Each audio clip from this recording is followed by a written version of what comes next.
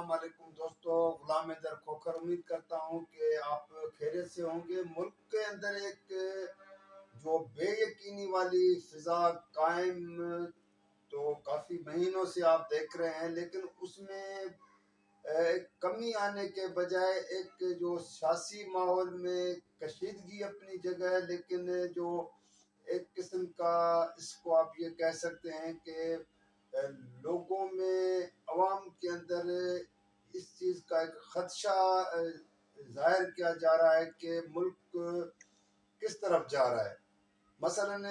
मुआशी हालात के हिसाब से आप लोगों के सामने है कि मुल्क कितना कमज़ोर हो चुका है, महंगाई जिस तरह बढ़ गई है, ऊपर से सियासतदानों की जो आपस में लड़ाई है, जब से इमरान खान को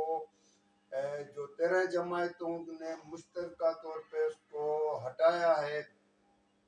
उसके तकरीबन 10-11 माह हो चुके हैं, लेकिन अभी भी कोई वो जो एक मुल्क के अंदर सियासी कशीदगी में कमी आने के बजाय उसमें मजीद इजाफा हो रहा है। ऊपर से ये देख आप लोगों को नज़र ही आ रहा है कि जिस तरह एक मरियम नवाज जो मुस्लिम लीग नून की चीफ ऑर्गेनाइज़र है, और उसने पंजाब में अपने जलसे शुरू कर दिए हैं, कॉर्नर मीटिंग कन्वेंशन है, लेकिन उसने जो एक इंटरव्यू में भी बात की है और मुख्तलिफ मीडिया टॉक्स में कि रिटायर्ड जनरल फैज़ अमीन जो पहले ISI के चीफ रहे हैं, DG रहे हैं, और उसके बाद कोर कमांडर पेशावर भी रहे और बाकी बहावलपुर कहीं और भी रहे थे, उसका कोर्ट मार्शल करने की का डिमांड किया है, मुतालबा किया है। ये एक हैरान कुन बात है कि मरियम नवाज का ऐसे मौके पे, जबकि जो उससे सवाल किया गया था कि जब नवाज शरीफ को नाअहल किया गया था सुप्रीम कोर्ट की तरफ से, उसको जब हटाया गया था वजीर आजम के ओहदे से, तो उस वक्त army chief general Qamar Javed Bajwa थे, जो अब वो भी रिटायर हो चुके हैं। तो उसके बारे में उसने जवाब देने से गुरेज किया है, जिस पर ये इस्लामाबाद के वो जो कहते हैं ना कि महलाती जो साजिशी महलाती होते हैं, जहाँ पे रात दिन हुकूमतें गिराने, हुकूमतें बनाने की हमेशा ये एक रवायत रही है कि जब भी किसी हुकूमत को हटाना होता है, कायम करना किसी सियासी जमात का हुकूमत में आना होता है, तो पहले वहाँ पे एक वो साजिशी जो महलाती साजिशी जिसको कहते हैं वो शुरू हो जाती है। तो आजकल बहुत बड़ा एक बेस मुबाहिसा हो रहा है कि एक तरफ तो इलेक्शन कमीशन पाकिस्तान ने पंजाब में जो सूबाई असेंबली के इंतखाबात का भी शेड्यूल भी दे दिया है, लेकिन फिर भी इतनी बेयकीनी वाली सूरत हाल है कि आया पंजाब असेंबली के इंतखाबात होंगे या नहीं होंगे, क्योंकि KP के गवर्नर ने तो अभी तक उसने सिक्योरिटी और मुख्तलफ और अपने जो है रीज़न दिखाकर उसने इलेक्शन कमीशन को तारीख देने से, डेट देने से इनकार कर दिया है, और अभी भी वो कहता है कि मैं मुशावरत करूंगा, जबकि सुप्रीम कोर्ट पाकिस्तान का वाज़ेह फैसला है कि 90 दिन के अंदर इन दोनों सूबों में इंतखाबात कराने हैं, क्योंकि दोनों सूबाई असम्बलियाँ की जो टूट चुकी हैं और इंतखाबात आइन के मुताबिक 90 दिन में कराने होते हैं। तो बात यह है कि ये जो सूरत हाल एक तरफ, जैसे मैंने पहले कहा कि मरियम नवाज की तरफ से इस तरह की डिमांड करना, फिर एक इम्पॉर्टेंट बात यह है कि जंग से ताल्लुक़ रखने वाले बहुत बड़े सियासी रहनुमा भी हैं और वफाकी वजीर रह चुके हैं, पहले काफ लीग में भी रहे हैं, उससे पहले नवाज लीग में भी रह चुके हैं।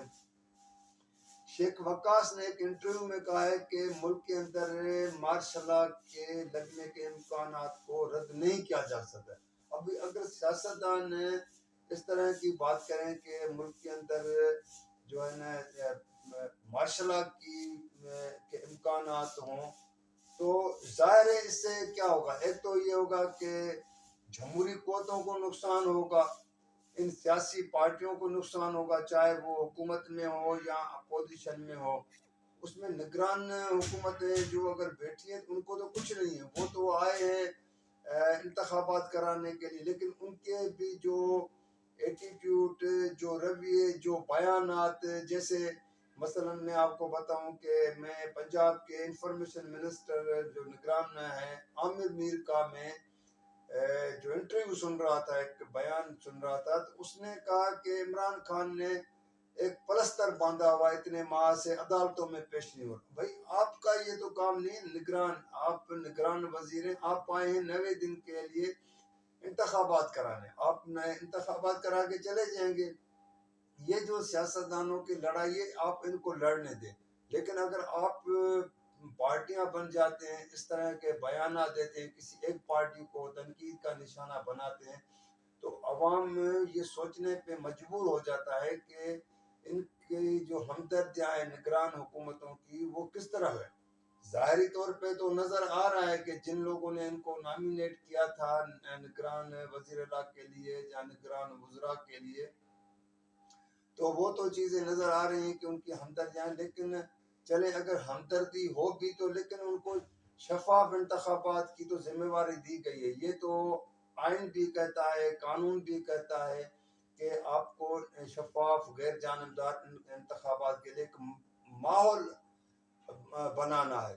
इलेक्शन कराना तो इलेक्शन कमीशन ऑफ पाकिस्तान का, लेकिन क्योंकि उसको सिक्योरिटी फराहम करना, बाकी चीज़ें जो है वो फराहम की जाती है। तो बात यह है कि जो मैंने शुरू में आप लोगों से बात शेयर की थी कि ये जो एक बेयकीनी वाली फिजा है, आए दिन इमरान खान के ऊपर तो खैर वो FIR काटी जाती हैं, फिर वो भी उसने भी एक जिद की है, अड़ लगाई हुई है कि मुझे कुछ भी हो जाए लेकिन मैं अदालतों में पेश नहीं होऊंगा। अभी तक तो उसको अदालतें भी रिलीफ दे रही हैं कि भाई ठीक है, लेकिन कब तक वो अदालतों से सिर्फ इसी तरह जो है ना रिलीफ देता रहेगा। लामाल है कि उसको आज नहीं तो कल, कल नहीं तो परसों, आने वाले दिनों में इसको अदालतों में पेश होना पड़ेगा। उनको जो उसके ऊपर केसेस हैं उसको फेस करना पड़ेगा। अपने वहां पे जाके वो अपना बेल, जिसको हम कहते हैं जमानतें कहते हैं, वो उसको जाके कंफर्म करानी पड़ेगी। वो नहीं तो फिर अदालतें सही कह रही हैं कि फिर कानून अपना रास्ता अपनाएगा। लेकिन बात वही आती है कि जो सियासतदानों की जो सियासी लड़ाई होती है उसमें हमेशा जो गैर जमहूरी कुव्वतों को हमेशा फायदा हुआ है। माजी में आप देखें, चाहे ज़ियालक का डिक्टेटर ज़ियालक का 77 में जिस तरह भुट्टो के खिलाफ PNA की तहरीक बनी थी, तो फिर ज़ियालक ने मार्शल लगाया और उसके नतीजे में फिर ज़ियालक 11 साल तक मुल्क में मार्शल लगा के रखी। उसके बाद जितनी भी असेंबलियां बनी थी जमहूरी तरीके से इंतखाबात होते थे, लेकिन जो अपोजिशन में होता था, अगर मोहतरमा बेनज़ीर भुट्टो हुकूमत में रहती थी तो नवाज शरीफ ने उसकी हुकूमत के खिलाफ साजिशें की। अगर नवाज शरीफ हुकूमत में होता था तो मोहतरमा बेनज़ीर भुट्टो ज़ाहिर है वो अपने किताब बनवाते थे जिसमें नवाबज़ादा नसरुल्लाह खान, उस वक्त बाकी बहुत से सियासतदान शामिल होते थे। लेकिन ये सिलसिला चलता गया। फिर एक मिसाक जमहूरियत का मुआहदा हुआ। उसके बावजूद जब अब हुकूमतें बन चुकी, असेंबलियां चल रही थी, तो फिर एक और नया इमरान खान को हटाने का मामला, चलो उसको भी मान लेते हैं कि वो भी जमहूरी तरीके से इसको हटाया गया। लेकिन इमरान खान का ये दावा है कि उसकी हुकूमत गिराने में जनरल बाजवा जो उस वक्त आर्मी चीफ थे उसको क्लियर कट कहता है। और पहली मर्तबा अगर किसी फौजी जनरल जो सिविलियन हुकूमतों में रहते हुए, चलो एक मार्शल एडमिनिस्ट्रेटर होता था, अयूब खान हो, ज़ियालक हो, या इवन परवेज मुशर्रफ का भी ऐसा दौर नहीं, तो उन पे तनकीद होती थी, उनकी हुकूमतों को जो तनकीद का निशाना बनाते थे। लेकिन अब जनरल बाजवा जितना तनकीद का निशाना इस जो मौजूदा हालात में रहे हैं, कोई आर्मी चीफ नहीं रहा। इस तरह तनकीद होती है, किसी न किसी हवाले से होती रहती है, लेकिन इस तरह नहीं हुई है जो और उसके ऊपर रिटायर होने से पहले और रिटायर होने के बाद इमरान खान ने क्या किन किन अल्फाज से उसको नहीं पुकारा, मतलब बहुत से अल्फाज उसके बारे में इस्तेमाल करते गए हैं। लेकिन अब हालात जिस नहज पे पहुंच चुके हैं, तो ये जो मैंने शुरू में कहा कि जो बेयकीनी वाली सूरत हाल है, इसमें इस बात का खदशा भी किया जा रहा है और ऐसे इम्कानात खुद सियासतदान भी जाहिर कर रहे हैं कि खुदा न खास्ता कि अगर ये जो सियासतदानों के अंदर आपस की लड़ाई है,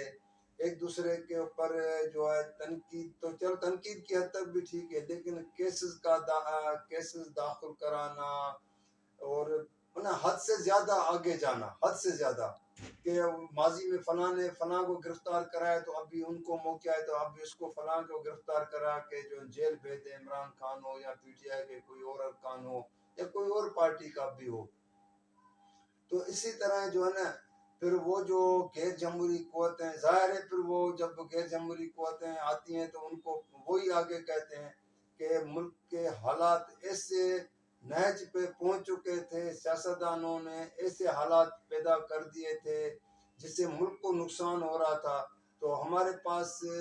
माँ सिवाय इसके कि हम खुद इक़्तिदार में आ जाएं और आके मुल्क को संभाला दें। फिर मुल्क की इकानमी का भी जिक्र किया जाता है।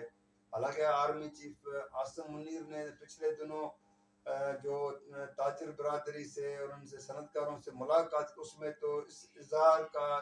किया है इस बात का कि मुल्क की इकानमी बेहतर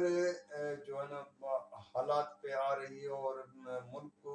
डिफॉल्ट से बच गया है, ये आर्मी चीफ का कहना है। लेकिन अभी तक ऐसी चीज नजर नहीं आ रही है। मैं अभी तक जिस आईएमएफ के साथ आपके जो बातचीत चल रही थी या जो उनके तमाम शराइत माने गए हुकूमत की जानिब से, उसके बावजूद भी उनकी तरफ से अभी कोई वाज़ेह तौर पे कोई पॉलिसी या इस तरह का ऐलान नहीं हुआ है। और उसके बाद बाकी कौन से मुल्क पाकिस्तान को कर्जे देगा, क्योंकि पाकिस्तान को फौरी तौर पे कहा यह जा रहा है कि 7-8 अरब डॉलर की जरूरत है। वैसे तो जो रिजर्व होते हैं हुकूमत के खजाने में होते हैं वो 16-17 अरब डॉलर के होते हैं, लेकिन फौरी तौर पे 7 से 8 अरब डॉलर चाहिए। तो दोस्तों बात यह है कि अल्लाह न करे कि ऐसी कोई बात हो, लेकिन जो खदशे और जो इस्लामाबाद की जो राहदारियों में और जो वो महलातों में जब ये डिस्कशन शुरू हो जाए, तो क्योंकि माजी में भी हमने देखा है और अभी भी नजर आ रहा है कि जब वहाँ पे कहते नहीं, जहाँ पे कहीं आग के थोड़े से भी मामूली शोले जलना शुरू हो जाए तो फिर इस बात का इम्कान होता है कि ये आग मजीद भड़क उठेगी। तो ये हालात भी इसी नौयत के जो पैदा हो रहे हैं या पैदा किए जा रहे हैं, सियासतदान इस चीज़ को अपने अन्ना बना के बैठे हैं कि एक दूसरे के न हाथ मिलाना है, न एक दूसरे की शक्ल देखनी है, न शक्ल पसंद है एक दूसरे की, तो जाहिर है फिर हालात इसी तरफ जाएंगे। तो दोस्तों अगर ये मेरी वीडियो, आज मैंने सोचा कि आप लोगों को यहाँ पे ये बात सिर्फ ये शेयर करूँ कि अगर आपको ये वीडियो मेरी पसंद आए तो आप इसको लाइक भी कीजिएगा, शेयर भी कीजिएगा, सब्सक्राइब भी कीजिएगा और कमेंट्स में मैं हमेशा आपसे रिक्वेस्ट करता हूँ कि आपके कमेंट्स आने चाहिए ताकि अगर उसमें कोई कमी पेशी हो या जो मजीद उसको किस तरह बेहतर किया जाए। तो अगली वीडियो तक के लिए इजाज़त दीजिएगा। अल्लाह हाफ़िज़।